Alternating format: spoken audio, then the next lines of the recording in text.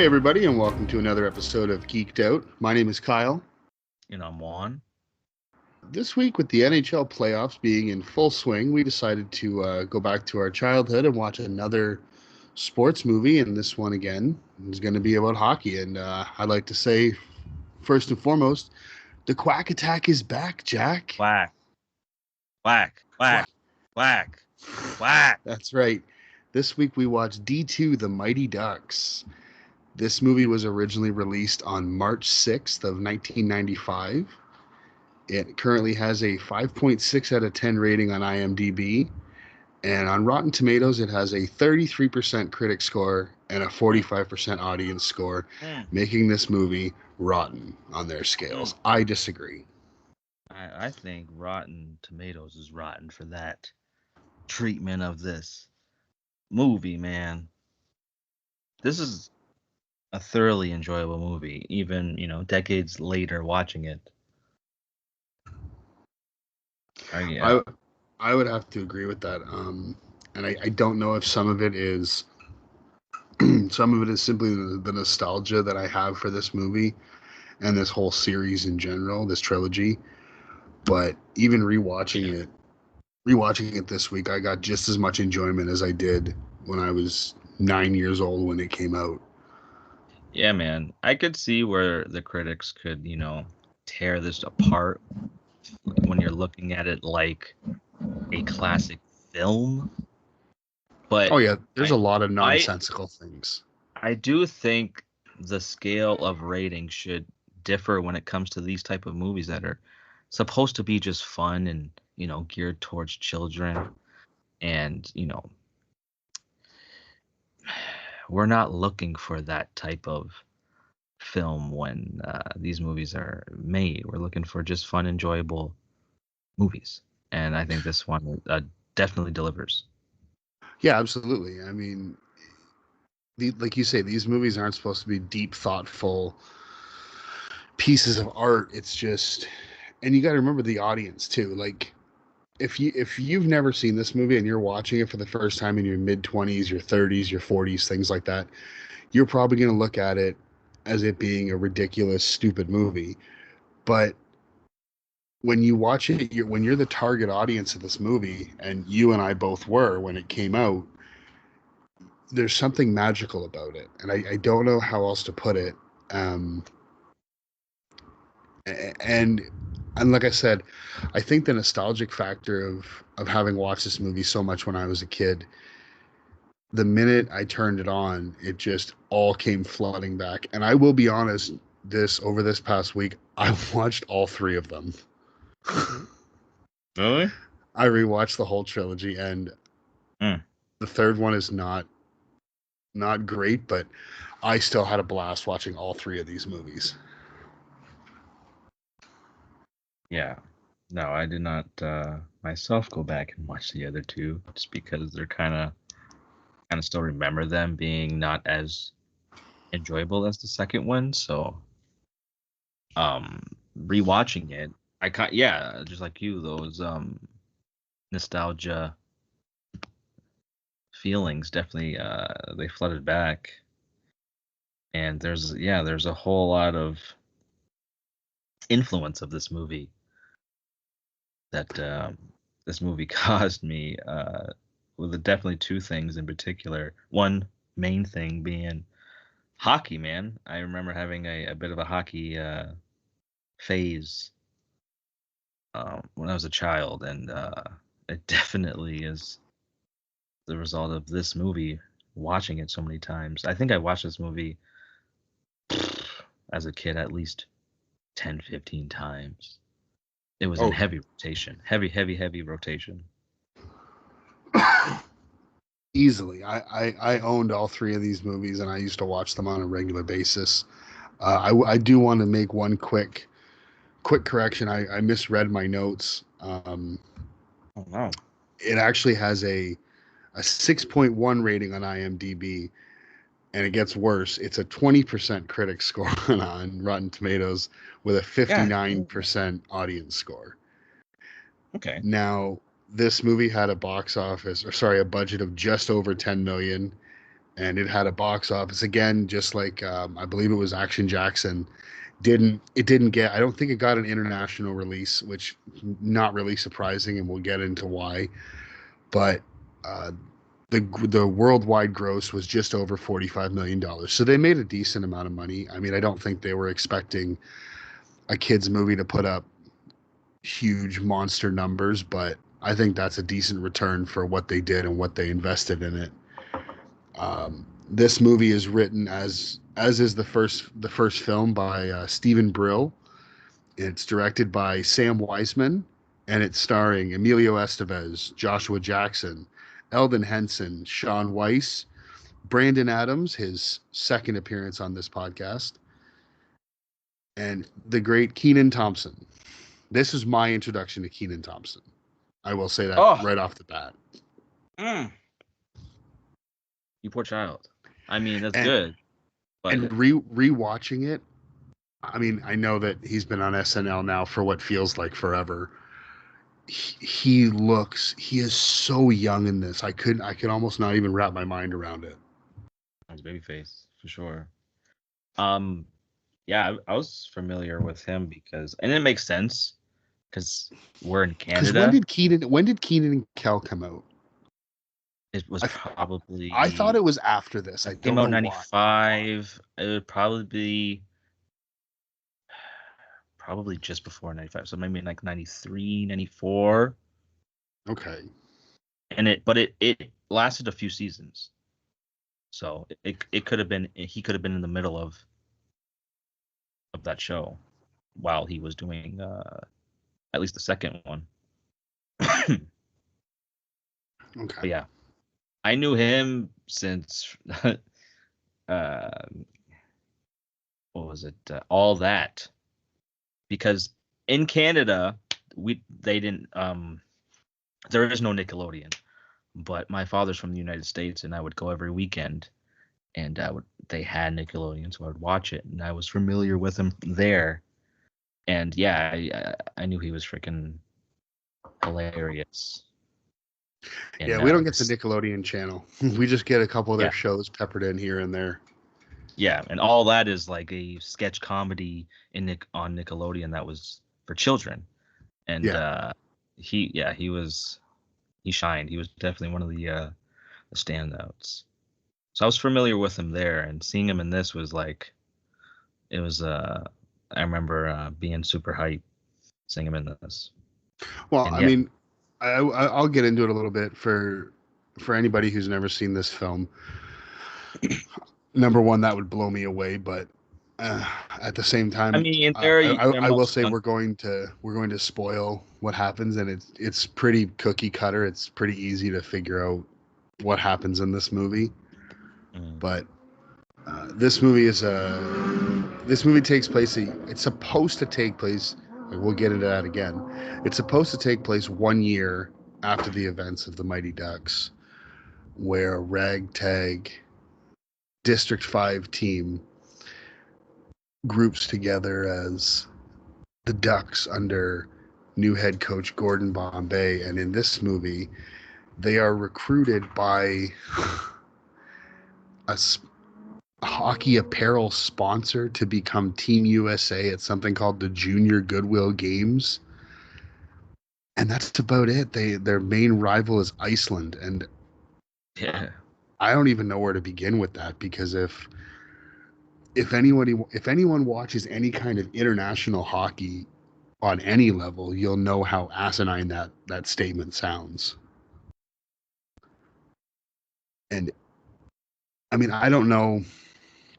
I I don't mean they know if probably chose Iceland because as the villains because it was probably which is weird why they didn't release it internationally because I feel like if you wanted to, choosing Iceland as your villains is kind of safe because they, they aren't really a country known for doing anything to villainy, as far as I know. I could be wrong. I could be wrong.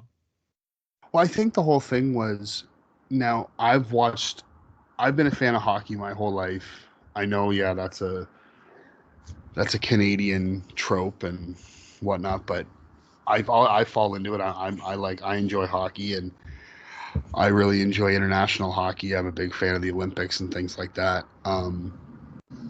But I've never seen an Icelandic hockey team in my life. So like looking back on it, I'm like, why wouldn't you have made? Because anybody who follows hockey, this would have made sense. This wouldn't have been. I don't think this would have been taken with any kind of offense. Why not make maybe not call them the villains, but I guess the rival team. Make it Canada, make it Russia, make it Sweden, make it Finland. Any of those teams that are known to have that are known to be a powerhouse in hockey. And I mean, even if you look at the teams that they play throughout this movie, I don't think we're going to go through this movie point by point, like through the plot, but I will say, I when you look at the teams that they played in this movie, they play Trinidad Tobago, which is a Caribbean country. I don't think they even play hockey there. Italy, which Okay. I'm I've only seen them internationally a handful of times, if that. Germany, which I've seen them play, but that's more in recent years. And the last one, you only see them for a few seconds. I don't think they ever actually tell you what country it is, but it's like of all of the countries, when you watch the Olympics, the World Juniors, any kind of World Cup of hockey, you see all of these countries, and it's usually the same 7 or 8 that are all kind of in and around the top. And Germany might be starting to make its way there now, but Italy and Trinidad and they're not there. So I don't know why they decided to use though. I don't know if they had to pay for the rights to say what country was being represented. Sorry for that. If you heard that motorcycle out my window, some idiots driving down the road like a moron. But I don't know why they would have done that. It just to me it doesn't make any sense. No, it doesn't. So And either they in my research I couldn't find an answer. so either the writer just didn't know anything about like leading countries in hockey, or politics, the studio probably told them, they gave them notes on, which countries not to use, perhaps. I mean, Either or, I or I guess don't I know. could I guess I could see some of the countries not wanting to do it because if you look at a lot of those international competitions, the US they really are rivals of Canada, of Russia, of Sweden, things like that. So I wonder if maybe those countries were like, if this is a fictional movie, I don't want us being beaten by the US. Like, you know what I mean? I don't want to have us portrayed because Iceland is portrayed as this just straight villains. So that could have Yeah, been a part of it. like, yeah, villains for sure. Period. Not And much I to that, but no, villain. and I do like the similarity because if you're familiar with the first movie in this series, the Mighty Ducks, the team they play, the villain team they play is the Hawks, and they're a team that wears all black. And then you go to this movie, and Iceland is a team that wears all black. It's a very I like the continuity of keeping that just kind of that through line. The There's third, that. There's one. You said it was the same writers, the first one, right? yes, There's a couple. I think he wrote all three. I'm not 100% sure, but I know he did the first two. Yeah, there's a couple things that he basically did the exact same as the first one. I don't know if he did that purposely or just because it was familiar. He didn't think anybody would notice at the time. But yeah, no, he did a couple callbacks to the first one. Which ones I did you definitely want to point out. notice? I noticed when, well, this is, you know, towards the after pretty much past half the point of the movie where he what was it, Jan. Jans? Yeah. The 'Cause Hans replacement isn't actor. in this movie. It's his brother. Yeah, exactly. But he basically gives Bombay almost the exact same speech to like uh that like motivating speech to get him back, back to Oh his yeah, feet. teach the kids how to fly. You're the Yeah, and Minnesota he like Miracle Man. that shot where he's like skating by himself. Up. Yeah, the That's the first same. one was on ice, and this one's on rollerblades because they're in California. Yeah, so there's a couple of repetitive things I noticed in this Yeah, I movie. noticed that. Another one I noticed is, um, and I don't think I would have noticed this had I not watched the first one in preparation for this as well. So in the very first movie, um, when he's coaching their first game, and they're telling them, oh, how terrible they are, this and that, and they really are. They're fucking god awful. And he says to somebody on the bench, I thought we came here to play hockey. And the response is, I knew we forgot something. And then this movie, when they after they get rounded up and they're practicing and they meet these new, because we'll get into that part too, they meet these new players that are going to be added to their team, and they have a little bit of a scrimmage game. And Bombay says to one of the players, Averman, who's the one who never shuts his mouth, but I like the guy. I don't know why. He says to him, haven't you guys been training in the off season? And he just goes, I knew we forgot something. And I just went, you really liked that line, didn't you? You thought it was really funny and just said, I got to use that again. Yeah, pretty much. I, But I yeah, had I I don't had a I don't lot know. of nitpicks with this movie. Yeah, oh, of course. This is a movie that's riddled with a lot of nitpicks. But for me, this movie had such charm that I can definitely forgive almost every one of them. But Oh, we I can could definitely get forgive into it. them. Well, number one, I'll say the But there whole are some movies, yeah, there are a lot of movies out there that nitpicks, even though they're even they less drive they drive you amount. crazy. Yeah, there's like they what's the word I'm thinking of? Ruin the movie. Yeah, more or less, yeah. They kind of ruin the experience for you, but some movies get away with it. Oh, I don't make the rules when it comes to these things, but I think this one definitely makes that cut of movies with nitpicks and things that you can definitely critique it to death to, but it's still I think it still remains as a fun, entertaining movie that you won't uh, harp on it too much while you're watching this movie. No, and when I wrote some of these notes down about these nitpicks, it was more or less not that they bothered me, but I just as I was writing them, I just was kind of chuckling to myself, like it doesn't like some of it's just ridiculous. And I'll like the first one I'll Especially say, you, especially you knowing the rules of hockey. I know. I didn't at the time. This was actually a movie that was an intro to hockey for me. Yeah, it started my hockey like phase, and I thought this was how, you know, minus a lot of the ridiculous things that happened in the hockey scenes. I just thought that's how hockey's played. Yeah, don't worry, nobody gets roped. There's no lassos in hockey. No, not like that. No, or like the goalie fake out strategy. I don't think that's a real thing. No, I mean in the it That'd be might be cool. That'd be it cool. might it But might be allowed in higher levels, but in Pee Wee, once if a player's helmet comes off, the play is blown dead because it's a safety thing. okay, yeah. So that would never work.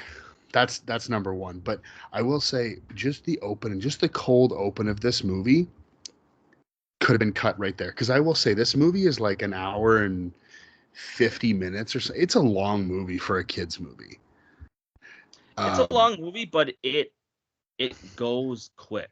Like there's not a well, whole. Obviously, you're it, gonna have parts where you have to do explanation and like you have to have those slow moments, but it doesn't hurt or it doesn't mess with the momentum that the movie created, which was I quick. It I goes will through say quick.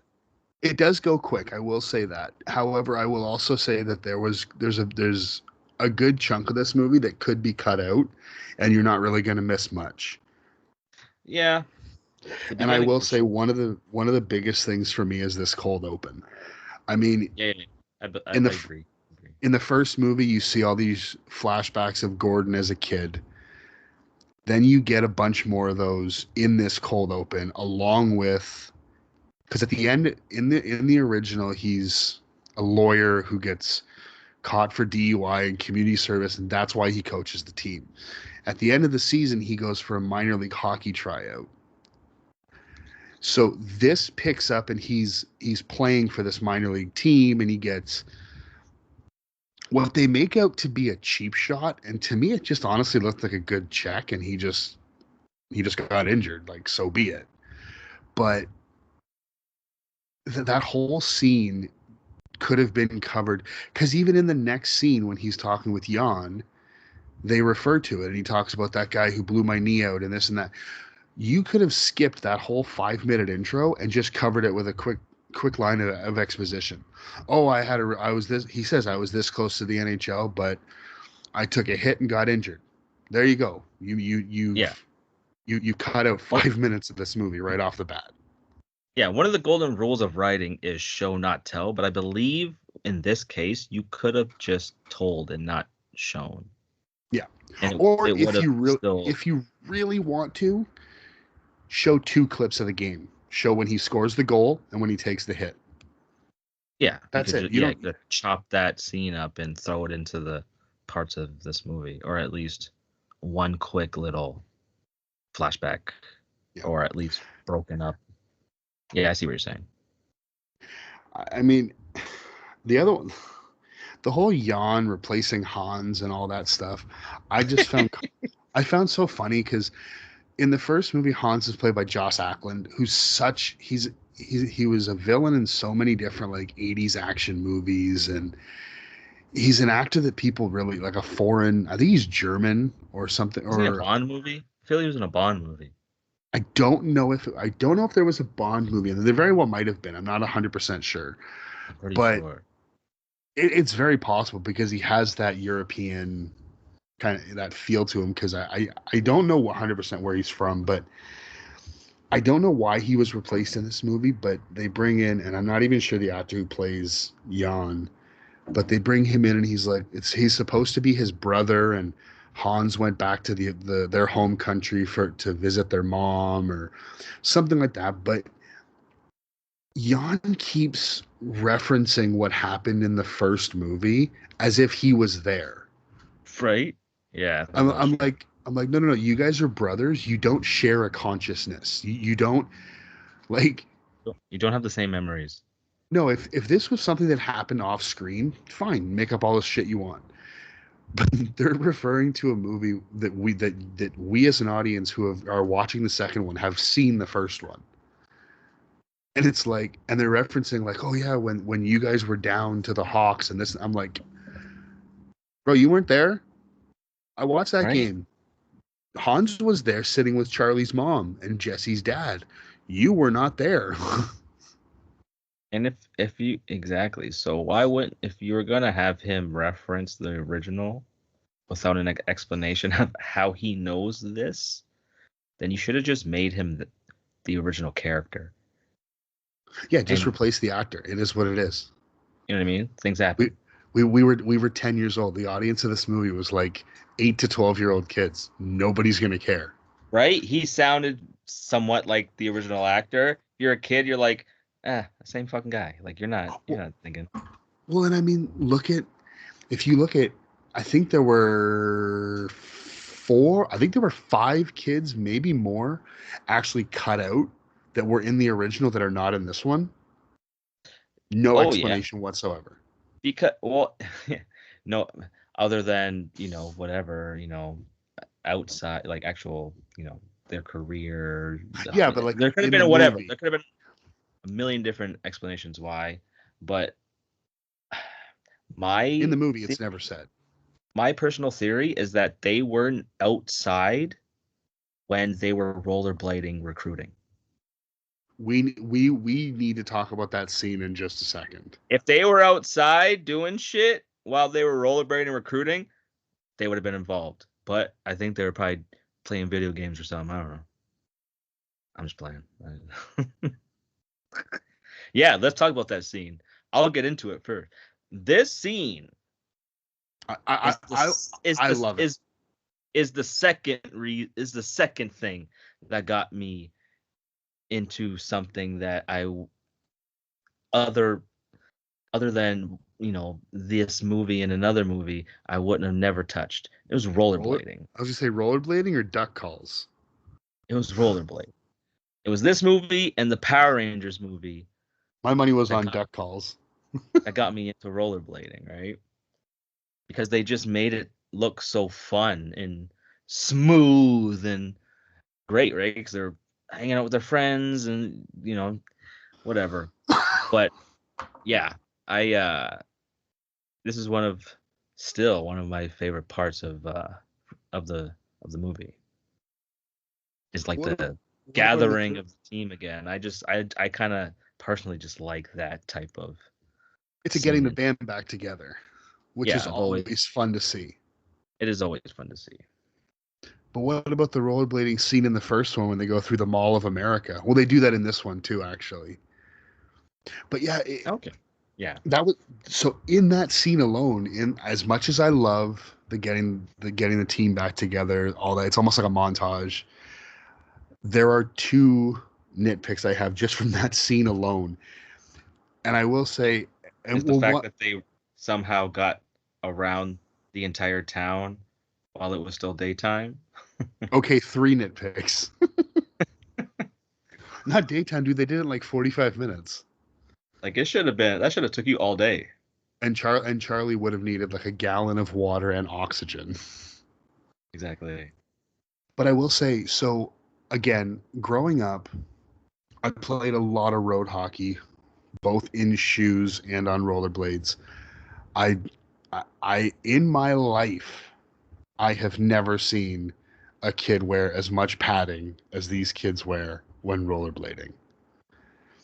We used to wear helmets if you were lucky, and that was it. These guys are wearing shin guards and knee pads and elbow guards and wrist guards and hockey gloves. And in the scene where Charlie picks up Jesse, Jesse is wearing fucking hockey pants for ball hockey on a basketball court. Why? Hey, it was the I, '90s, man. The fashion. It was like the Wild West. and then even later in the movie when they play with the inner city kids in LA and Oh, California, the ah, guys are wearing shoulder pads. I'm like, what are you doing? that whole scene is straight out of like Wizard of Oz shit, man. I don't know, man. Maybe it's a Cali thing.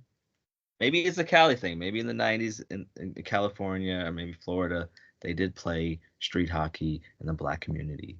But I have never heard that. I I have never seen that or heard of it ever. But again, I'm from Canada. I'm not from Cali. I don't know. Yeah, I can't speak to it either, but to this day, every time I've seen that scene, I'm like, I don't think that tracks. I know skateboarding is a thing in the black community. I think that's when it comes to extreme white culture sport things that we ever really dappled in. I don't think we were really street hockey playing like that. I did because I'm from Canada, and when It's you're a in our kid, blood. you're gonna play at least street hockey. But I Yeah. don't, man. Again, maybe that's a thing in Cali, but that would be cool if so. Well, I mean, then there's the other thing that I have from this scene when they're doing the roundup is so they talk about now. I'll preface this in the third movie. They start at a high school, at a prep school in high school, and they call them freshmen. Now, I don't know if the ages are different in the US versus what they are in Canada. In Canada where we live, at least my schooling, I don't know if it was the same where you went to school. There was no middle school for us. So we finished grade school at grade 8 and high school started at grade 9. So to me, that would say that they're starting in the third movie as freshmen, which would put them at 14 years old, which means in this movie, They all look like they're like 17, 18 in the well, third one. in this movie, that puts them at 13 years old. They pick up Averman ticket taking at a movie theater. I'm sorry, but 13-year-olds are not allowed to work. No, not legally. And then he just fucking ups and leaves his job. So he's definitely getting fired. And That's the okay. He was funniest thing 13. He is, wasn't supposed to be there anyways. well, the funniest thing is they end up when they get Goldberg, he's working too, but it's at his family's deli. So I'm like, That makes oh, look at, sense. well, I'm like, oh, look at that. Averman was getting paid for working even though he was too young, and Goldberg's family is getting free child labor from their kid. Hell yeah. Hey, look at Goldberg. You know he was getting paid in food, bro. He's getting paid in salami sandwiches.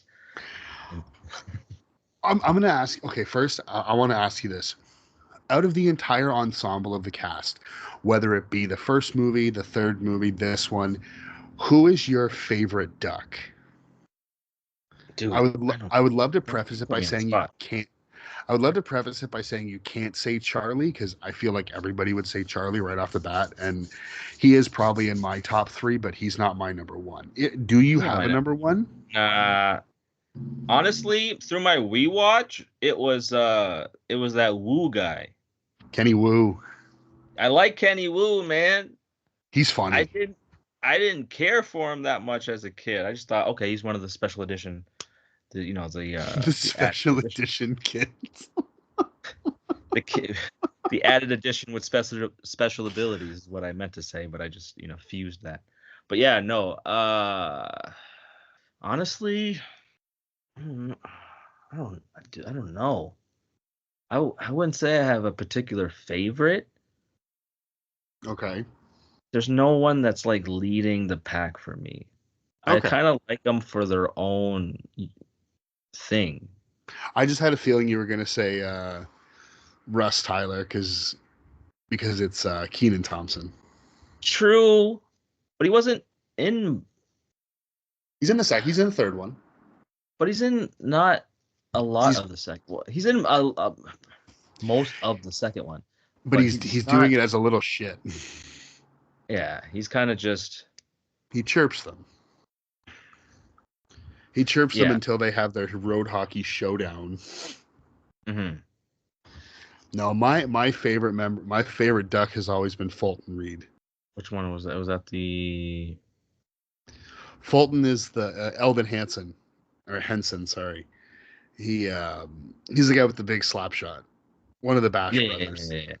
Freaking Frog, Foggy. Foggy Nelson. I love him as Foggy in Daredevil. But you want now? I don't know if you knew this. He was also in Idle Hands. Yes, he was, and he was also in the Butterfly Effect. Oh shit, he was in a Butterfly Effect. What a fucking terrible movie that is. What? Oh God, You better put some respect on Butterfly Effect, bro. no, we'll have to do that one day because that movie is god awful. I like it, bruh. It's entertaining, but it's god awful. But anyways, I digress. Yeah, I've no, yeah. always been a huge fan of Fulton ever since I was a little kid because I'm a bigger guy, and so he does it because he can't skate. I did this because I didn't really want to like run around and just and kind of stick handle around people. I would just stand at the point and just fire slap shots. That's what I would either that or I would take up point in front of the goalie and just screen them. Mm. I was never a dangler or a stick handler or anything like that. So I would work on my slap shot and try and get as hard as I possibly could. So I always liked that character. Well, Um, like his slap shot wasn't really used as much in this one. He was more of like the he was Bash the brother. enforcer. Yeah. Yeah, he was definitely the enforcer. They which I also like because that's a big part of hockey that I've always been a fan of. That they're kind of getting out of the game, unfortunately. But yeah, I don't understand how they do the addition of these kids. So you and start off and it's the Ducks and oh sorry, that was one more other thing I was going to say about Fulton. So he's played by Eldon Henson. I believe that's how you pronounce his name. And now if I'm going to get the name of the other guy, but do you know who I'd be saying if I said Guy Germain? He's like the boyfriend of the girl, the brunette girl, Connie. okay, yeah, he was in. I know he was in the first. See, I watched the second one first. I didn't Okay. watch the original Mighty Ducks till like many, many, many years later. So I didn't really realize that he was a part of the original Yeah, team. Guy's always been around. Number 00. I know this movie way too well. But like, why wasn't even he on the? That kind of didn't make sense to me. Like, he was in the part of the recruitment. Like, they recruited the girl. I think that's what it was. So they've throughout the three movies, those two are always kind of almost like a couple.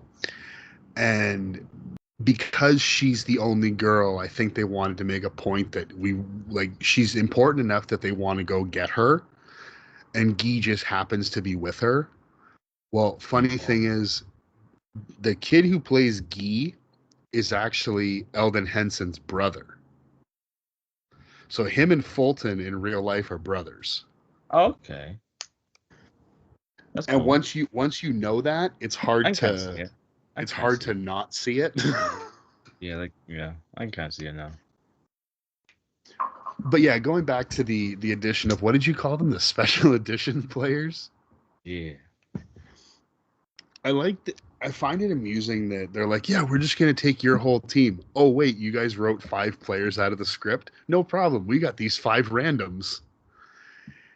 And it's like, if you're bringing people around, people from all over the country, why isn't the whole team filled like that? Why is it 9 or 10 kids from just one team and then just ship in 5 random people? Just that's not how this team would be built.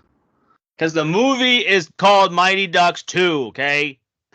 I know it's a kids movie and I'm going way too serious on this. It just even as a kid, these things I was like, why are they doing this? Right? I mean, the country is filled with a lot of great. Why didn't you get anybody from the team that was like the former champions that the Ducks The beat in the first Hawks. one? There's nobody from the, you know what I mean? Like, yeah, if you want to, it doesn't make sense Or when you why really. not one of those kids from Cali? Oh, were they not recruiting street hockey?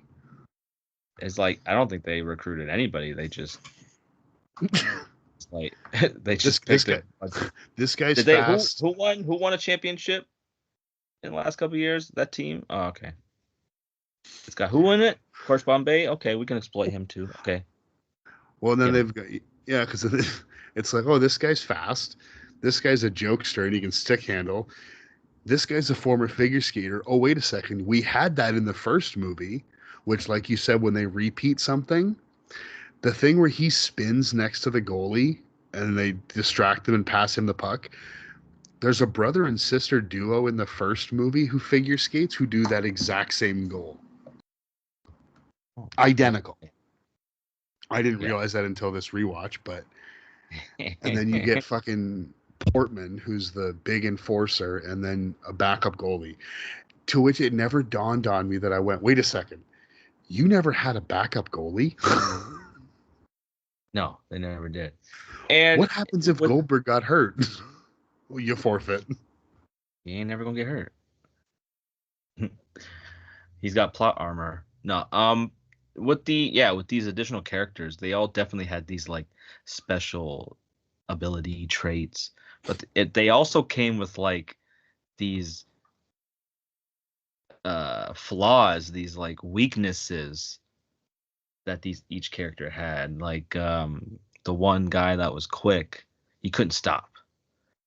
And the guy from That Texas was a great puck handler, but he was very cocky and he showboated a wouldn't lot. pass, and yeah, And then you had the one goalie who was her never gets a weakness chance was to play. she was a girl, I guess. I guess that was the weakness they gave this girl. She was just a girl. Um and I guess my nitpick is like it's very much obvious she's the better goalie in when they start playing. And for some reason they just allowed Goldberg to be the main. I know she's supposed to be the backup, but she's clearly 10 times better than Goldberg Oh, from 100%. jump. 100%. So I yeah, have she should have had her shine as the starring goalie. I made another mistake. I was just looking into something, looking up an actor's name, and you're right. This movie did come out in '94. I don't know why IMDb on my phone said one date and on the computer says a different one. It Sorry about happens. that.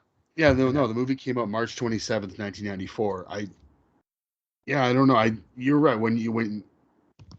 It felt like it wasn't a '95 movie, but regardless, yeah, no, I get exactly what you're saying, and I will say that I liked the addition of them because it brought something fun as opposed to like, oh, these are just hockey players. It was like you said, they each had their own little quirks. Yeah, and they all kind of had their own little mini arcs when And in this Portman's a movie, badass. or their own character development, because that they most, I guess all of them kind of overcome these weaknesses, which I also really enjoyed, because if you're going to do that, definitely give us a conclusion and have them figure out these weaknesses and have them turn them into strengths. And yeah, I think they did that well too. Yeah. Now, what do you say we get into the Iceland team? Oh, wait, actually, I'm so sorry. Before that, before I say that, I have a note here. I didn't realize until this rewatch. During the training, like the original training, I don't even know it's a montage, but quick little sequence that they do, there's a fucking sexual assault joke Oh, that it's I the can '90s, man. Of course. I I don't remember this, and this is not. I don't think this is something I would have picked up on when I was a kid. But when they're all, I almost said taped. When they're all tied together, when he wants them to like move as a unit, as a team, and then they do the whole Goldberg fart joke that they always do. When everybody's kind of complaining, like, "Oh, we're all too close," this and that. Julie, the new goalie, she just goes, "Somebody better watch their hands." I'm like, Okay, are you yeah, guys fucking feeling up this girl? What is going on? yeah. Somebody touching her ass. Yeah, It's like, why nah. are you writing that in a kids movie? I mean, they just thought it was probably innocent. I don't think there was too much thought. But who knows? Who knows what the writers were thinking when they decided to add that line in? But what I guess is another nitpick, but I don't even, maybe just an observation. I don't think any of the actual training in this hockey, like the hockey training, practicing, is conventional. I think all of it was totally unconventional, and they didn't really do any basic hockey practice skills. I think in the first movie, the only actual hockey drill that they do is they skate through cones. Okay. Yeah, yeah. Other than that, they're just shooting pucks at Goldberg while he's tied to the net, and they're passing eggs back and forth. Exactly. And in Like, this one, at the end of the way they don't really show much of the practice, but they end the practice by basically playing roundup, and he gives Dwayne a fucking lasso, and he's like, yeah, "Yeah, go chase your teammates." I get you exactly. This is like the bonding moment between, like, I understand what they were going for. And, And when you I look enjoy at it. It it, makes me laugh. it does. It's good when it comes to bonding. Yeah, yeah. And like that's part of the reason why I like this movie is like the bonding that these kids have in this movie, and like the camaraderie and the chemistry. You could tell, like, at least the actors or the people that were in the movie, they all enjoyed each other's company, and you feel it. I feel like you feel like, at least when I watch it, you're a part of the team when they're winning, and they're all, once they're, have bonded, and they go through the montage of them, with the other teams winning. I just felt like I was a part of that team, and you're like invested Yeah. in into it. Well, and that's why it's such a good thing, because we watched this at such a young age that we remember seeing that, and you still get those feelings nowadays that somebody who's our age watching it for the first time probably wouldn't get. Um, did you ever watch the show, the Disney Plus Game Changers Mighty Duck show that they made? No. So I watched. I don't know if I finished the whole first season, but I will say there's an episode near the end of the first season where a good majority of the original cast comes back, because they're doing like some honorary thing for the Ducks. Because if in that show, the Ducks are now like the villains. The Okay, du- they're like the the wolves or Ducks whatever. have become the Okay, Hawks basically, that makes sense. and they're doing this thing. I forget if they're honoring Bombay or if they're just honoring I think it might just be honoring the Ducks of the past. But I think like 6 or 7 of them actually come back. Like I'm pretty. I know that Averman, um, Connie comes back. I'm pretty sure Kenny Wu comes back. I'm pretty sure Fulton comes back too. Like, and even just that episode alone, I would recommend for people who have watched this, just because even just seeing them all together in a group, you still get that nostalgic, that team camaraderie feeling. And all they're doing is standing. Like they're not playing like playing hockey or anything like that. It's Yeah. just like a conversation scene. I remember that picture. I remember they made a picture. They took a picture, sorry, of them on the ice. Uh, in the forget which jerseys they were wearing, but yeah, yeah. Promoting that. I guess that episode. Yeah. Yeah, it was. Yeah, when you see them all together again, yeah, you definitely those feelings come back, and then you realize how much time passed, and you feel old, and Yeah. all that good stuff. Well, and I mean, even looking back, the two girls in this movie were they were gigantic crushes of mine when I was a kid. I was crushing on the goalie. Julie the cat. I think more. I think the most. I wasn't even paying attention to the other one. See, I always liked both of them. I had a crush on both every time I would watch these movies, and Yeah. but yeah, so I think I liked the one girl probably more, is because my favorite position in both hockey and soccer is the goaltender, is the goalie. so you immediately gravitate towards her. So it's I just an get that. extra layer. Yeah. I get that. Yeah, for sure. Yeah, so let's talk about this fucking Iceland team coached by I the actor who plays him is Karsten Norgard, and he Jesus. plays Wolf the dentist Stanson, who they say is a guy who played 1 year in the NHL. And Charlie says that he collected more teeth than goals, and he punched out his own coach, and they ended up banning him from the league.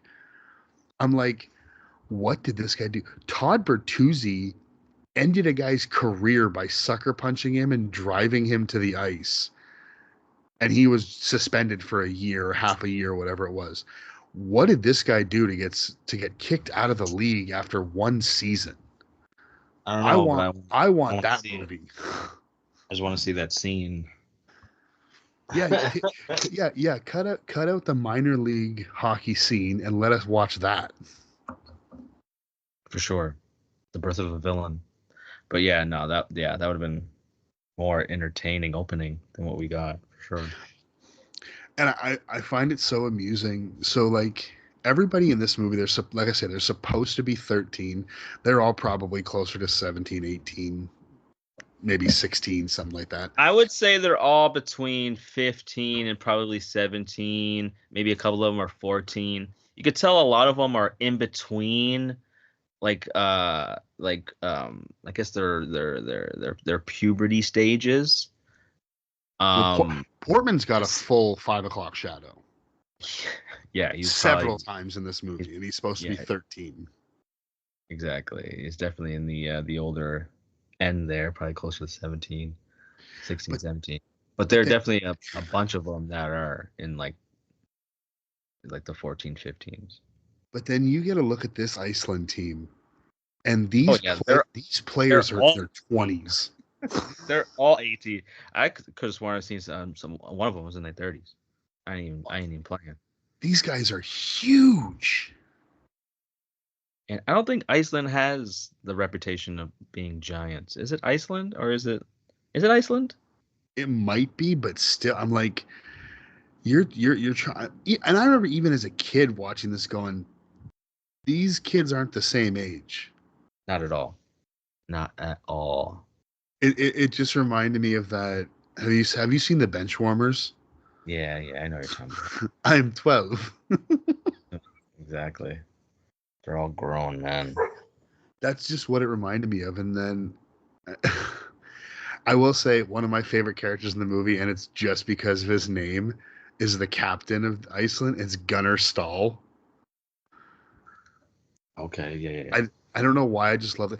And then he comes back in the third movie Yeah, he a- was like the as a only different character. he was like the only player of Iceland that was like we ever got any camera time, any lines, any you know what I mean, any The real only the only other guy you here. get is, I forget, I want to say his name was Sanderson. And the only thing you get with him is Adam Banks scores a goal in the first game they play against Iceland where they lose. I think it's like 12-1. Oh my God! You mean the The the slick back worst hair called game. the worst called hockey game of all time? Oh A yeah, hockey game that's clearly the refs were paid off, Portman shoves a guy. You're ejected. What? right? But no, it's Banks scores a goal, and as he's celebrating, one of the Iceland guys swings his stick like an axe across Oh his yeah, wrist and breaks breaks the this. stick, and all he gets is 2 minutes. So you get that, and he says, I forget it. So that's the first time you see him, and I don't remember if he says it there or if he does something again in the final game. But as he's going to the penalty box, he says, because they're like, "Oh, that's 2 minutes, whatever," and he goes, "2 minutes, well's worth it." That's the same guy that in the final game Dwayne lassos and basically hog ties. Because when they get, I remember that because when they give Dwayne the penalty, he says the same thing. He says, "Oh, 2 minutes, well worth it," or whatever. You sure it wasn't my boy Woo? No, your boy Wu beat the shit out of the goalie. Doesn't he say something like that though? Oh, you're right. I'm sorry. You are right. It is Wu who says that, Yeah, and he does yeah. it for beating up the goalie, which doesn't make sense because fighting is a 5 minute major penalty. But that's how Yeah. he becomes the third Bash brother, Is there? the little Bash brother. Yeah, that would have been me if I was a Bash brother because I'm very much the same height at the time. Well, I'm probably still same height as him now. But yeah, And where no. and where does Kenny learn to fight like that, Juan? They, want to go to Compton, and, you learned a thing or two, you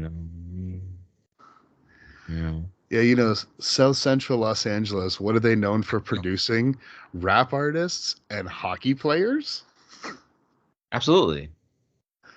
Don't you know? All the great hockey players today are from Compton. I get, no, not even. Not There even close. One of the things I will say about this hockey game that they play is, again, I said it already. I played a lot of road hockey, street hockey, whatever you want to call it, growing up.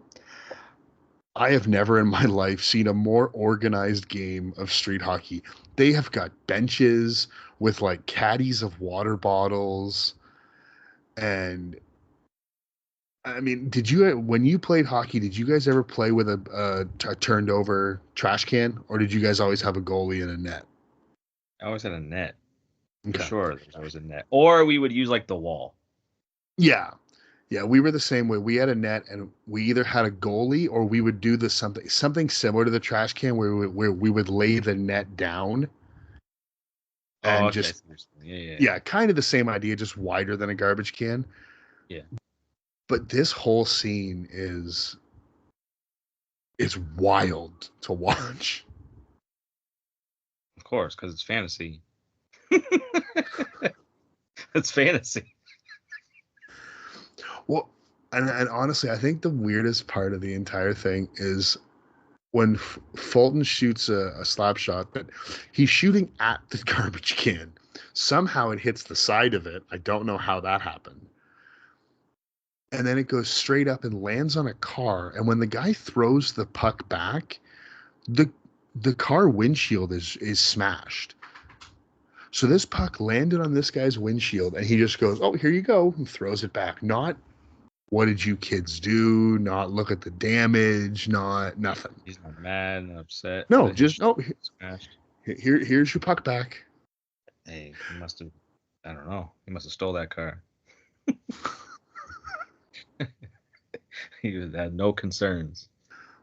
Well, what is this scene made to do? What do we get introduced to in this? Oh, you talking about the GOAT hockey shot of all time? That The greatest hockey shot ever? wouldn't actually work. Oh, because we all tried. That shouldn't work. 100% we tried. Tried so many times. Just disappointment.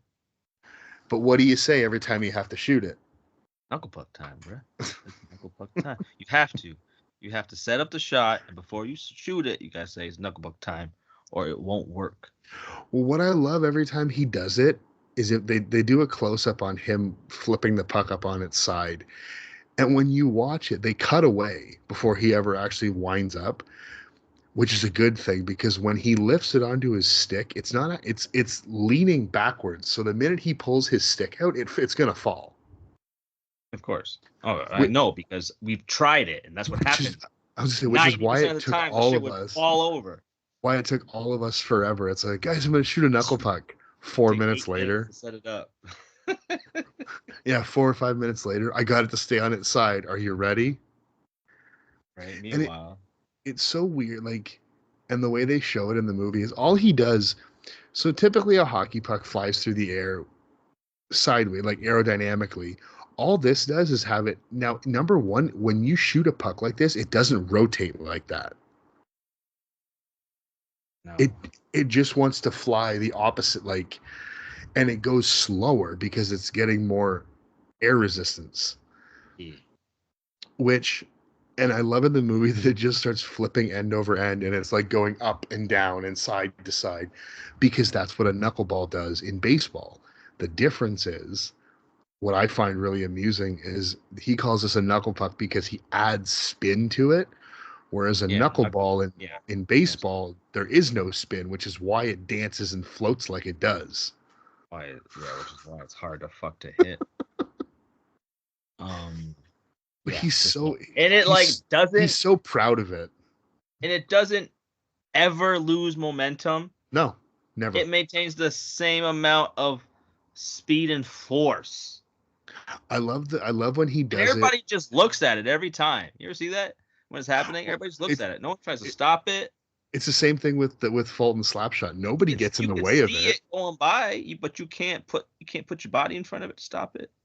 Well, that's one of my favorite parts is during the final game against I think it's the first game he ever actually tries it. It's when they're playing the team that I don't think they actually name.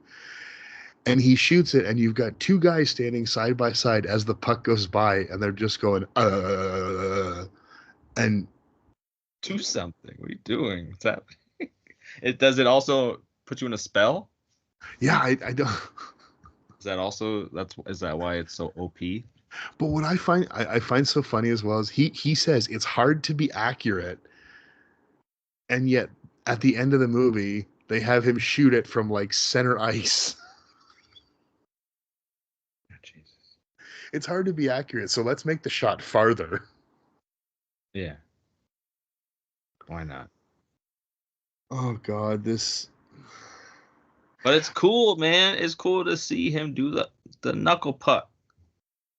It's cool. No, it is cool to see. It just when That's what I'm you look at saying. it There's so logistically, much wrong with it that you don't care because it looks cool to see. I don't know why it works, but it does. It just does.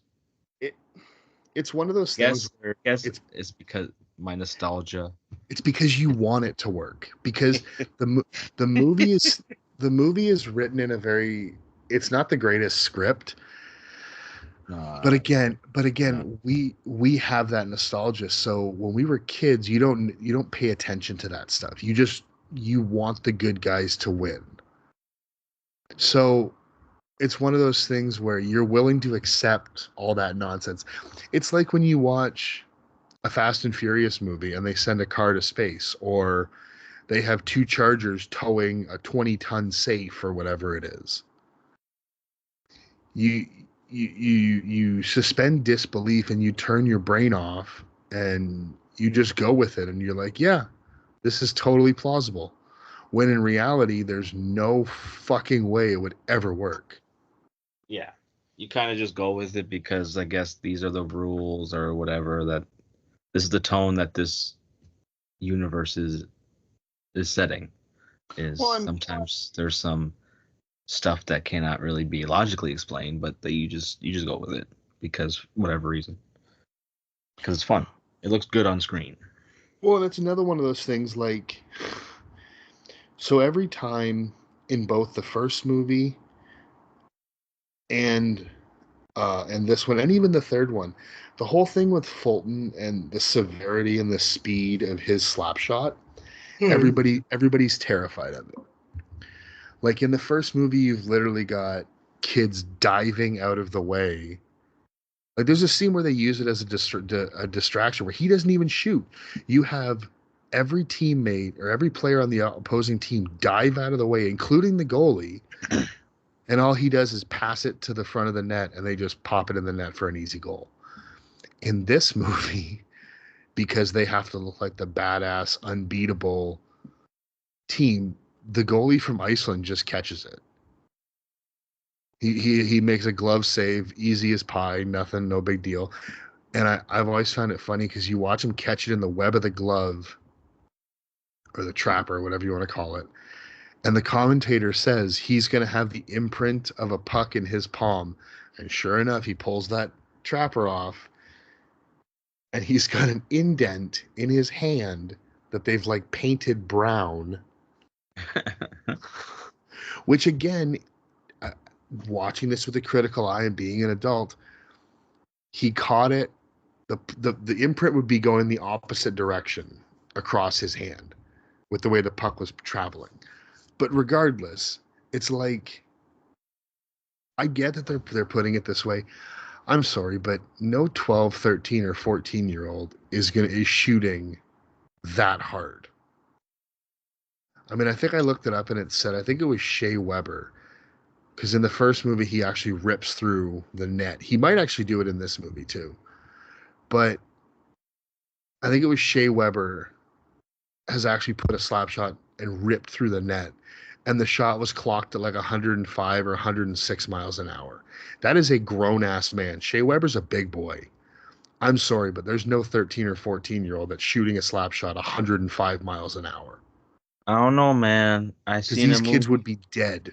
I've seen a movie. I don't know. I seen a movie where a kid around that age threw a baseball at like 120, 130 miles an hour.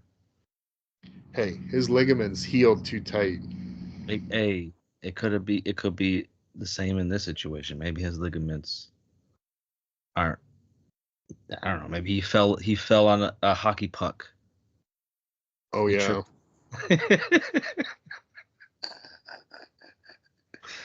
No, Oh, yeah, rookie of the I get, year.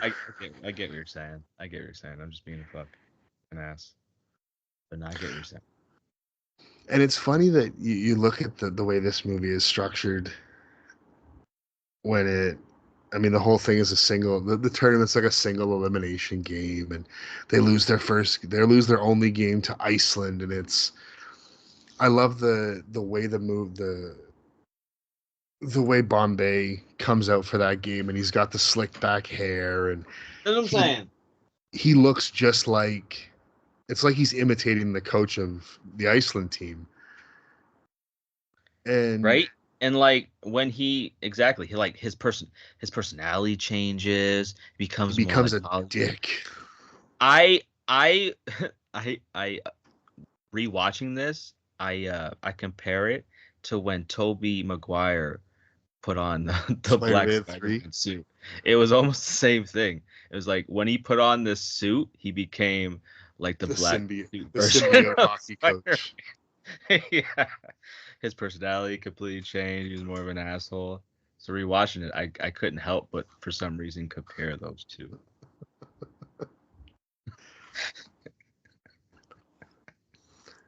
No, Because when he took the suit off after he discovered himself and he was back to normal. but there's no build up or preface to that. He just it's like he sees the coach, and then it's like, oh, it's almost like he's doing it to try and intimidate the Iceland coach, and it's like, why would that? I don't understand what you're doing.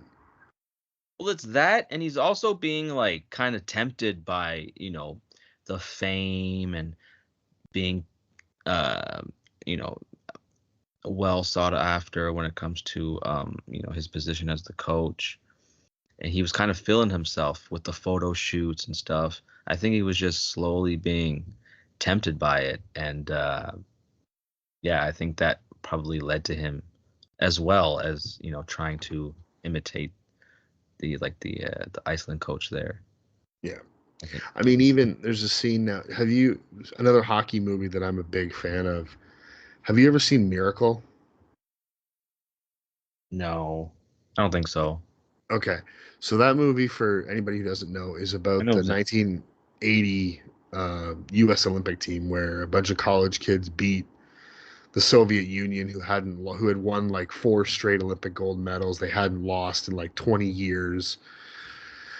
Um, but there's a scene in Miracle where he makes them they tie an exhibition game against the Norwegian national team, and Herb Brooks, the head coach, who is portrayed by Kurt Russell in the movie, makes them do. They're basically suicides, is what it's.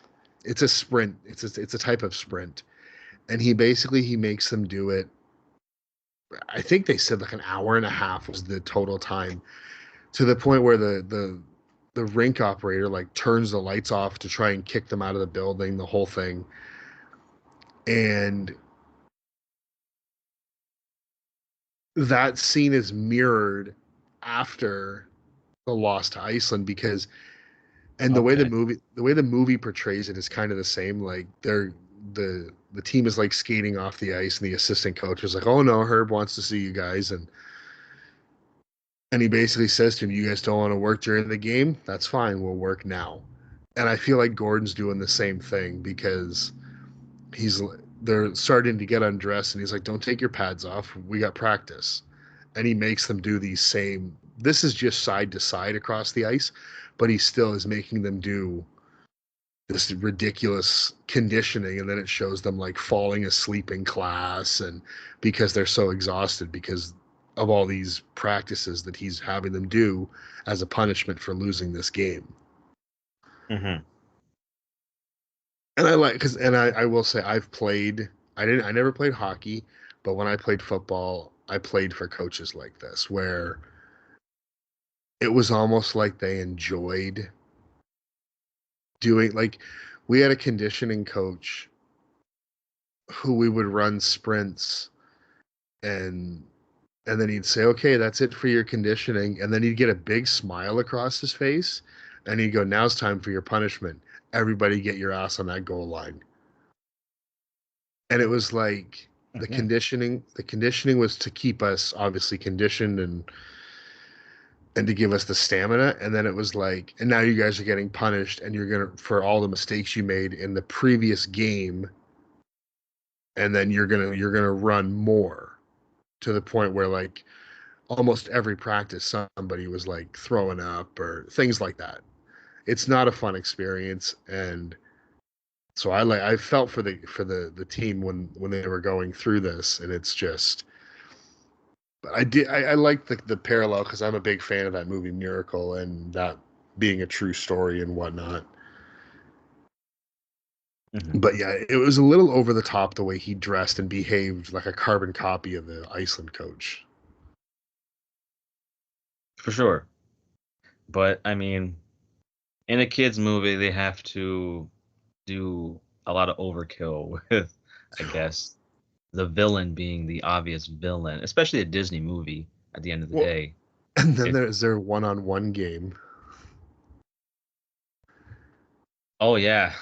when they play like oh, we're gonna play three post as if that's a thing everybody knows. I don't know it, but then again, I didn't play hockey, like organized hockey, Yeah, it's probably definitely like a pro hockey, you know. because that's hard to hit the post. I bet.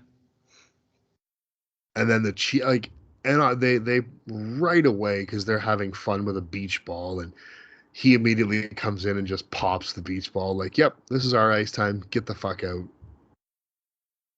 Exactly. I mean, give the ice to a team that actually are going to do hockey And drills, I agree with that. not fucking play around with a beach ball. Well, that's yeah. They're like kicking it and like batting it. I'm like, what is? Like, I get that you're doing this to have fun, but like, you Where's the guys are hockey? Where's the you guys are playing for a gold medal to represent your country. Get your fucking gear on and let's take this seriously. I'd be so mad if I was part of the Iceland team and had to go back to my parents and explain to me what happened. This fucking American team that didn't even practice just beat the shit out of them. We're running 3-a-day practices and they're kicking beach balls around and they fucking I beat had to work us. my ass off. I get fucking beat by this guy doing fucking spin moves. All right, all right. So we I, do. so I will Motherfucker say, lassoed me. He lassoed me. What? All right. well, there's the lasso, there's the other trope because they're the ducks, the flying V. Yeah. That is the stupidest formation. It does look dumb. I'm not even gonna lie. I thought it looked dumb Loved it even as as a a kid. kid. I I didn't think I tolerated it as a kid. I never thought it was like a cool move. I loved it as a kid, although I will say I don't remember if it was this movie or the first one. There's one scene where they do it when you watch them now again, like you said, the rules of hockey, I don't know how well you know them, but when they cross the blue line, I'm watching it going, well, that's offside. This wouldn't even work. You guys don't know what you're doing. Because in hockey, the first person to cross the blue line has to possess the puck. Otherwise, it's offside. And again, I can't remember if it's this movie or the other one. When they do this flying V, when they cross the blue line, the guy possessing the puck is at the back. I'm like, Yeah. so four of your teammates have already crossed the blue line, and then here comes you with the puck. That's offside. That's a dead play. Yeah. No, definitely. If you know the rules of hockey, don't you're not gonna you're definitely just gonna be pointing out those things throughout throughout the final match there for sure. Because there's a whole bunch of illegal things that wouldn't have flied in an actual game. But you know what does fly? Ducks. Ducks fly together. Is there? As cheesy and as corny as it is, I like that coming together scene in the intermission in the locker room when they're doing like all the different sayings and I'm from here and this and like explaining who they are. I Mhm. really like that scene, but one of my favorite scenes of the movie is when it fades out and shows them coming out. Apparently, they had all this secondary equipment and jerseys because they come out Bro- in completely different gear, and they've got the purple hockey pants. They've got those sweet duck jerseys that still might be one of my favorite jerseys, and I really wish Oh, Anaheim dude, would go back to those. that's to me, for me personally, I think that's the greatest hockey jersey of all time. But I'm not really in deep into the hockey fandom as like that. But that's just my opinion. I Well, I love will say I love that jersey look I'm of a the red I'm a colors. I'm a Red Wings fan, so I will always love the winged wheel. Yeah, for But sure. I would probably put that purple and teal. I forget what they used to call the angry duck mask or whatever. I would probably put that jersey at a very close second. I Yeah, love the it's look of that. And when they changed, it was bad enough when they changed the team name from the Mighty Ducks to just the Ducks. And then they just got away from that mask and changed their whole logo and color scheme. And I really wish that they would go back to the look that they were before. And I think it's because I believe Disney sold the team, and that's when they did the rebrand and went away from that look. okay. But I really wish they would have kept it. And of course, you change your uniform, you change your attitude. The whole crowd starts quacking, and they The whole crowd, the whole crowd, well, there's not only that, but then they play "We Will Rock You," and the whole crowd is going "We Will Quack You." I'm like, that doesn't right? work. The entire crowd. There was nobody representing Iceland besides the team. Yeah, And I not bet a, you some of the teammates are probably rocking that song too, low key. It is yeah, Queen. Oh, you can't really blame them, but true. it just felt like, yeah, like there's no way the entire audience of that auditorium would have been with that with the Ducks in that particular moment. But I know I Yeah, definitely was. I was super hyped well, when they came you, out in those jerseys. you quack along with them. I wouldn't say all that, but I was definitely I was definitely dancing like that one guy that was on in the Compton scenes. He was Oh, I saw him. He's got like a program in his hand, and he's doing some goofy ass dance. yeah. That was a little weird. I'm sure I was doing something like that. And again, this is a nitpick only because as a rewatch, I have to point it out. I don't think you're allowed to really do. I mean, they said in the rules you're not. There's no rule saying you can't. Oh, But change like, jerseys. first of all, you're representing your country. You're I supposed to know. be Can you imagine? United States of America. Second, there's quite a few people in the team that were never Ducks. No. Well, and that's the thing And is the fact that they were there is because that one guy who is the hockey sponsor or whatever, the Hendrix guy. Yeah, he Mister had his Mister sponsors Tibbles. all over those jerseys, the Yeah, Team USA jerseys. So like, imagine you sponsor somebody and they come but then out they in don't different wear the jerseys on the final game. in the You know final he got period. he got fired after that. Well, the funny thing is, and when you say that about the Team USA earlier in the movie, when he unveils the Wheaties box and the Team USA jerseys, Charlie looks at Bombay and he's like, "Oh, I don't want to wear those. We're ducks." And it's like, no, you're Team USA. Like Yeah, you wear that, you represent your country. You're not playing a fucking state championship in Minnesota. exactly. And then he even says to him, "Well, can't we be USA Ducks?" I'm like, "No, because countries don't have sponsors. Hold on a second. You get to the Goodwill Games, and here's the Iceland Vikings. And I went, wait a second. Right? Wait, why did they get to do that? And another thing, I would be fucking pissed off if I paid money for a USA jersey They came out in a Ducks and once. I'm in the right. It's like, wait a minute, fuck is this? Well, But I think and that even scene still the hyped me up.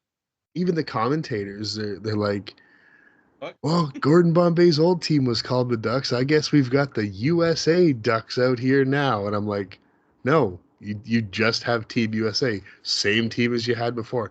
And you're right. The 5 players, the new ones, they were never Ducks. But when they're in the locker room, that yawn, he's like, we have to unite the old Ducks and the new Ducks. I'm like, you have no new Ducks. You are not the Ducks. You are Team USA. Right? You had different team jerseys on when we first saw you. You're not a duck. What's happening here? Okay, let's go with it. I will say so earlier a few weeks ago we did the Big Green, and that movie came down to a shootout, Yeah, and this movie comes down to a shootout as well. sir. One thing that I've always wondered, and I've never been able to get a clear answer, why do they all kick the puck when they start? I don't know. Again, I thought that is what hockey players did. I've seen guys take, especially now that the NHL has shootouts as their regular tiebreaker after a 5-minute overtime in the regular season. So I've seen thousands of penalty shots taken. I can probably count on 1 or 2 hands the amount of times I've ever seen a player kick the puck to start it a penalty shot. It doesn't make any, like, I don't know why they did that in the movie. I don't know if they thought it looked cool. That has to be it. I don't know. I think that's probably definitely it. Either by the director or whoever was on set or maybe the writing or whatever. But I guarantee you that was probably just done because it looked cool. Yeah. To somebody. And the one of the things that I kind of felt was a weird decision. Now I think I only felt that it was a weird decision because they went on to make a third one, and his ego as a player and a goal scorer is such a big part of it. When you get near the end of this movie, so the whole thing is they bring Russ Tyler, Keenan Thompson's character, in to replace Adam Banks because of the slash that hurt his wrist. Oh, you And mean did it hurt his wrist? Charlie, Because it hurt his wrist for like what 24 hours? Because it wasn't like, oh, my wrist is fucked up, I don't think I can play. To like he misses, I almost the think, next one scene, game. I think he misses like 1 or 2 games, and then all of a sudden it's like my shit is fully healed. the final. Yeah, I'm ready to play Wait in a the minute, championship. like a couple days may have passed. I don't think nothing more than a week. Well, it's when he shows up and he shows that he can rotate the stick, which I will say, if you if you have any kind of injury to your hand or wrist, is very hard, if not impossible, to do. Because ever since I saw that when I was a kid, I was like, I want to try and rotate a stick. And even if your wrist is healthy, with your arm fully outstretched like that, it can be tough. But so when they realize that Adam has to come back, they're like, well, we have a full roster. Like, we can't. And as Russ goes to take his jersey off, Charlie goes, no, he can have my spot. I'm going to coach with you. I was like, that's the weirdest decision that I've ever seen. Especially, like I say, when they come back for the third movie and Charlie has this huge ego about how great of a goal scorer he is and all this other stuff. Yet one movie, which is only supposed to be a year prior, you gave up your spot in a world championship game to hold a clipboard, acting like you've always wanted to be a coach. I think he did the sacrificial play because he's supposed to be like the leader I of the get team, what it is. He's the captain. captain. I found it really strange the way that and I guess I can't think of a better way that they could have done it. Like, that would have made more sense. It's something that's always kind of irked me a little bit with this movie. I guess. I can understand that mostly because he was almost the central character in the first one. The fact that he was kind of pushed aside and didn't really have much to do in this one, I could see where that came from. Can you believe that just a few years after this movie, this dude is fucking sleeping with like teachers on Dawson's Creek?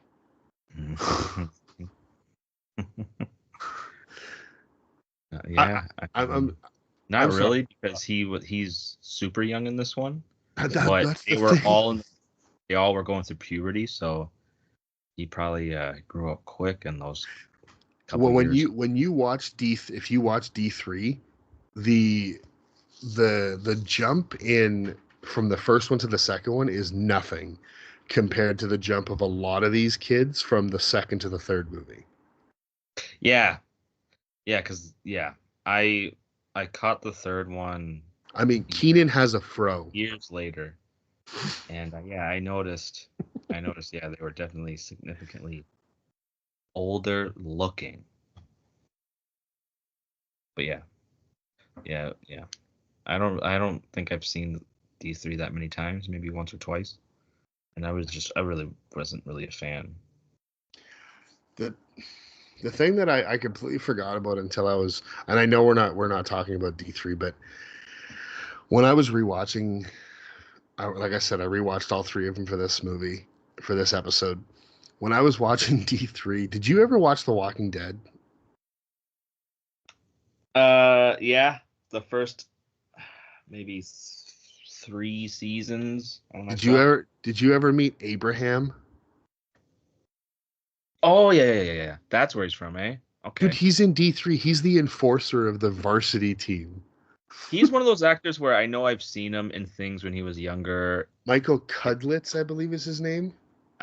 yeah. I just if I were to rewatch it, I definitely would have, Yeah. recognized him. I know him But yeah, from Band of Brothers. I know I've seen him in. He's just that type of actor. I know I've seen him before I seen him in The Walking Dead. I just Yeah, couldn't he's a place it. that guy. Yeah, he's definitely like a that guy. Yeah, like maybe. Yeah, definitely a that guy for sure. Yeah. I I think the last note that I really have on this movie is the way they win the final game. If you've ever watched a game of hockey, you know how unrealistic this is. So, Well, pardon? what do you mean? What are you talking about? Okay. So number one, in my research, I came across so he puts in Julie as a cold goaltender to go against the last scorer for Iceland, who's Gunnar Stahl, who they say is the leading scorer in the tournament.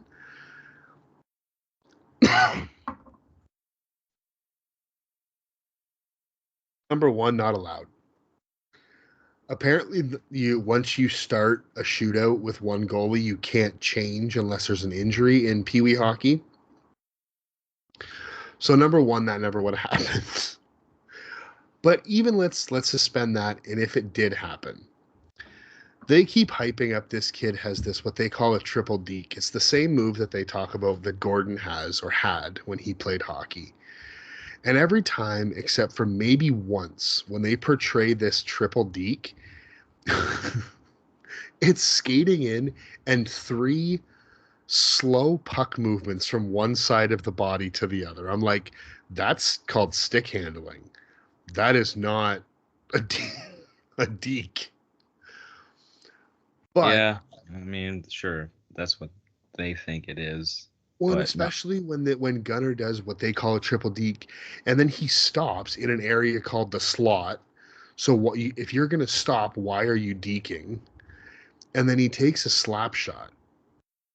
Julie goes down for the save. The entire crowd, both teams, are hushed, and nobody knows what happens. Well, let me tell you this: as somebody who's watched hundreds, if not thousands, of hockey games, as somebody who's watched one hockey game could tell you, if that puck didn't hit the back of the net, she has it. Exactly. Is the puck fucking It- behind her in if the fucking net? Then most likely it's in her glove. and But I guess everybody you is had to build silent. up silent. Silent. You could hear a pin drop or a duck quack. Dude, every time I watch this movie, I'm like, how do you guys not know what's going on? And I love that in slow motion they're showing like the Ducks bench and Charlie's like grabbing someone's jersey and it's like he's slowly pulling it towards him. I'm like, you guys, you know what would happen if she missed it, right? You would see it in the net. Exactly. And then she just tosses the puck up in the air out of her glove and everybody goes ape shit. And it's like, did you really not know where it was? Did you really not know what just happened? Apparently not. And it's odd that we both just kind of keep saying that the writer of this movie must not have known that much about hockey, even though he wrote 3 movies about hockey, Exactly. I which would make me instinctively think that he knows a little bit about the game. I I would at least have hoped. you would But think. the more you watch these, it's like I don't think he knew as much as we thought he did. Probably not. Probably just played a video game and just He played Blades of Steel. right. And it was like, all right, I know enough. I know enough. Let's go write the script. But yeah, surprise, surprise, Team USA wins the gold, and I Ooh. do I do like the "We Are the Champions" scene where they're sitting around the bonfire. It's the most random scene because it's like, where are you guys? Just fucking camping. It's like all Yeah. of a I mean, sudden, they're in California, but so they could be anywhere really. They have so many different fucking terrains and environments. But yeah, I know it's just the way they whatever. portray it. It's like all of a sudden we're in Yosemite Camp- National Park Now we're camping. or Yellowstone National Park, sorry. Mm-hmm.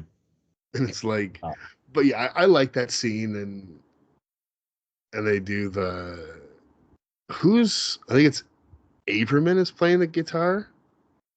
I don't recall. No, I don't remember who. It might be Dwayne now that I think of it. But anyways, they're playing the guitar and they're singing "We Are the Champions." It's a stupid little thing, but I kind of liked it. Um, Yeah, it's a solid way to end the movie. I mean, you got a Queen song, one of the best, and it's fitting because they did win. They are technically champions. well, and I think they probably did that because the first movie just ends on them celebrating the state championship on the ice, and I think they were thinking, they don't we don't want to end the exact same, like, you know what I Oh, mean? so he had clarity there not to repeat things Exactly. from the first movie, but not the others. Okay, okay, all right. That was the obvious repeat that he didn't want to do. The other ones he was like, no, they'll only know this if they've just watched them back to back. It would have been better because you could have resolved. It would have been a lot better if they would have, you know, extended the scene what they're celebrating on the ice, but I appreciate what they did just because, I love Queen. I'm a Queen stan. They're like one of my favorite groups of all time. Yeah, I agree. I'm You a throw huge that you throw that anywhere, especially with them again. When I watched it, I felt like I was, I guess, a part of the team, the camaraderie between all these kids who I was around the same age at the time. Yeah, it's Uh, hard not to feel it. it's not exactly. Again, it definitely you connect with that scene, especially with that song playing. It's well done. Yeah. I One think they could have done better approach to it, but I appreciate what they did. yeah. One last thing I will say is I'm another reason I'm really glad that they brought Keenan Thompson into this movie is that we were able to continually have We don't get it in the third movie, but the first two movies we get the Oreo line. Did you catch that at all? I'm sure. So in the first movie, Jesse has a brother whose name is Terry, who's played by Jesse Smollett. Oh, And jeez. uh-huh.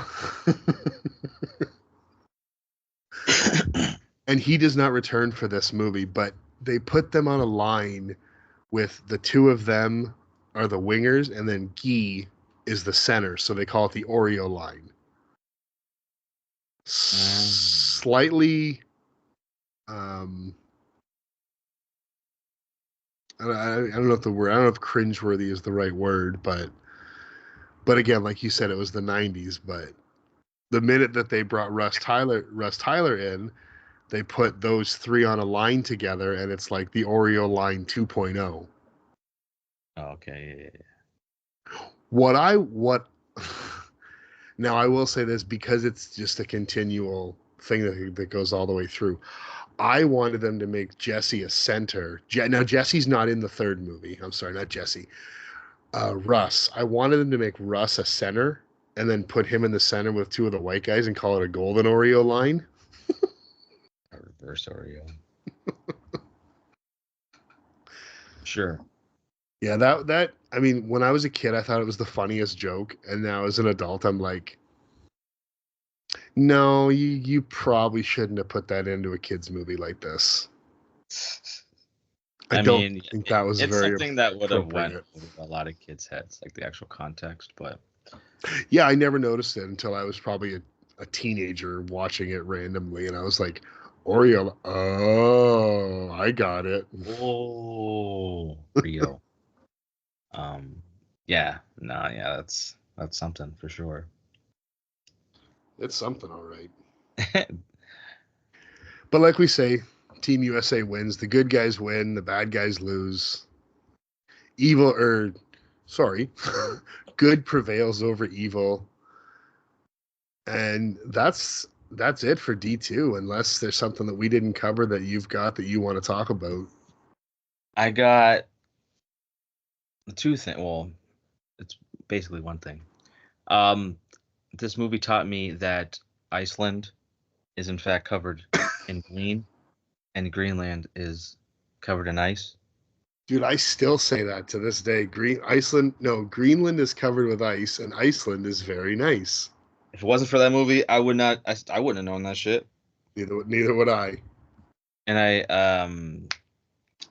was a scene where the teacher was breaking down America. I didn't know America was so young as a country, right? Because as a kid, you just think it's been there forever. Yeah, you think everything's been there forever. So I just didn't realize Yeah, and that at it was that age, we wouldn't have such a been young taught country. any. At that age, we wouldn't have been taught any of that history at that point yet. No, so I was always surprised. I know I remember being surprised hearing that it wasn't that young of a country. Yeah, That's all I got. no, that you're absolutely right. I kind of zone I kind of zone out whenever they have the scenes in this movie that involve that teacher or that Mr. Tibbles guy because they're both such inconsequential characters that don't really matter. She's supposed to be the love interest, I So guess, I don't know. but they didn't There's really. it's more of a love interest with the trainer from Iceland that he goes on an ice cream date with. Yeah, but then She's she's the the reason villain. why. Yeah, she's the villain. You realize she was playing them, and that what's led to their 12-1 defeat.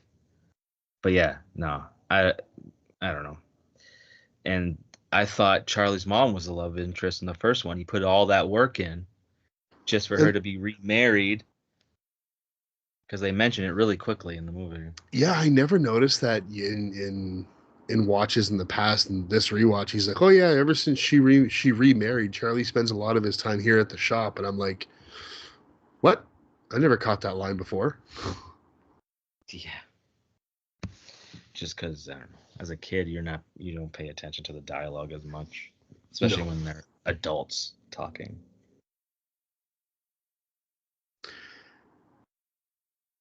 but yeah, I think that that's going to wrap it up for this movie. I think we'll. Sorry about that. I got something caught in my throat. I think we will move on to closing thoughts and our ratings. And I think I'll go first this week. As we've both said multiple times, this is a very nostalgic movie for myself, and as you've said, for you as well. I would definitely recommend this. I mean, I don't know if I'd recommend this to someone our age to watch for the first time, because odds are you probably aren't going to enjoy it, at least nowhere near as much as we did. But if you're someone who watched this movie when you were younger and you haven't revisited it, I'd give it a recommend to put it on. And all three of these movies are on Disney Plus, so if you want to watch it, I'd fire up that Disney Plus, give the mouse some money, and I'd give it a watch, because it still hits those points that it did when we were kids, and those are always enjoyable things to experience, and it's a good movie to have fun with and just cheer on the good guys and kind of remember those things from when you were younger. It's not a greatly made movie. It's not like a $200 million budget like we have nowadays that everything is flawless, but for the nostalgia factor and the enjoyment factor, I'm going to give this a 7.5 out of 10. Oh, geez. That's a lot higher than... I loved this movie. Same. As corny and tropey as it is, there's something about it that I just loved.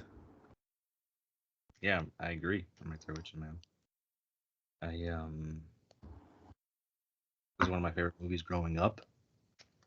It's definitely on heavy rotation, heavy repeats. Rewatching it, a lot of those same feelings came back. I recognize a lot of the flaws in this movie and nitpicks and whatnot. I recognize it more on my rewatch, but it didn't ruin the movie. Didn't ruin the entertainment factor that this movie has. If you are a fan of the Mighty Ducks when you were a kid, yeah, I recommend rewatching it, because I think it still holds up. I ultimately would recommend this movie for kids who are between, like, I don't know, between maybe 8 or even maybe like 7 to about 13, 14, because I think that's the target audience for it, and I think it works very well targeting that that that age group for kids, especially kids now. I would recommend it just to see how kids are, how we were, how we lived in the 90s. I think that's a good thing too. My rating for this movie, I give it a 7.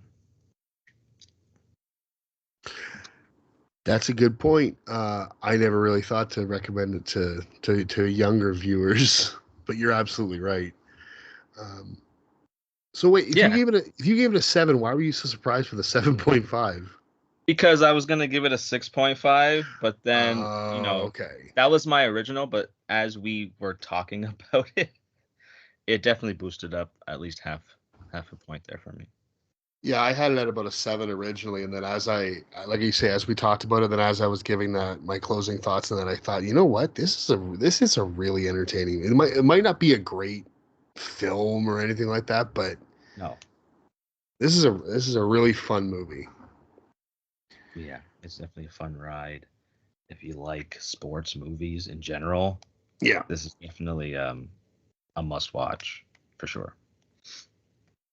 But that's going to do it this week for this episode of Geeked Out. And as always, give us a follow on our socials, and they'll be posted in the show notes for the episode. And don't forget to subscribe, rate, and review. We'd really appreciate it. Now, next week, if any of you don't know, Saturday is Star Wars Day. It is May the 4th be with you. And for next week's episode, we didn't want to do a Star Wars movie because I feel if we did any of the Skywalker saga, we'd have to do all 9 of them, and or at the that's a big commitment. Yeah, at the very least, the original trilogy. At least we would have to do more than the one movie. Exactly. So we decided that I'm sure we'll probably still discuss a little bit of Star Wars, but we're going to watch the classic Star Wars parody film, Mel Brooks's Spaceballs. And it's been a few years since I've seen this movie, but it's a great comedy. I love Mel Brooks, and I'm really looking forward to watching that with Barf. Oh, he's half man, half dog, and he's his own best friend. That's my boy. It's my boy Yogurt, though. It's my boy Yogurt, though. No, I'm looking forward to this movie. It should be a good one. So, so until next time, thanks to everybody for listening, and thanks for subscribing. Take it easy, everybody. We'll quack you later. Peace.